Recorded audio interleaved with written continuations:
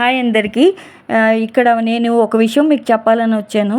ఏంటంటే ఏప్రిల్ 1 ఈ రోజు నుంచి 5వ తేదీ వరకు మన సింహాచలం దేవస్థానం గోశాలలో సబల భోజనాల పండగ జరుగుతుంది. ఈ భోజనాల పండగలో రైతులు సహజ సిద్ధంగా పండించిన పంటలు, వాటి గురించి వాళ్ళ అనుభవాలు, వాళ్ళు ఎలా చేయాలో అన్నది మనకి చెప్తారు. ఆ ప్రసంగాలు ఉంటాయి.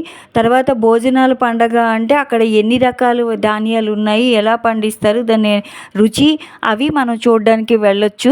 తర్వాత పొలాలు ఉన్నాయి, వాళ్ళే వెళ్ళాలి, మనకు అవదేమో అనుకోవద్దు. మిద్దె పంటదారులు కూడా వెళ్ళొచ్చు, మిద్దె మీద సాగు చేసిన వాళ్ళు. ఎందుకు అంటే అక్కడ రైతులు అంతా ఒరిజినల్, అంటే మన ప్రకృతి పరంగా ఆర్గానిక్వి విత్తనాలు అవన్నీ కూడా స్టాల్స్ ఉంటాయి. విత్తనాలు అవన్నీ సేల్స్ కూడా ఉన్నాయి. ఎవరికి కావాల్సిన విత్తనాలు వాళ్ళు తెచ్చుకొని మన మిద్దె మీద మనం పండించుకోవచ్చు. దీనికి అందరూ ఆహ్వానితులే. మనం ఎవరైనా అక్కడ పండగలో భోజనం చేయాలనుకుంటే రిజిస్ట్రేషన్ చేయించుకోవాలి. వితౌట్ రిజిస్ట్రేషన్ కూడా వెళ్ళొచ్చు.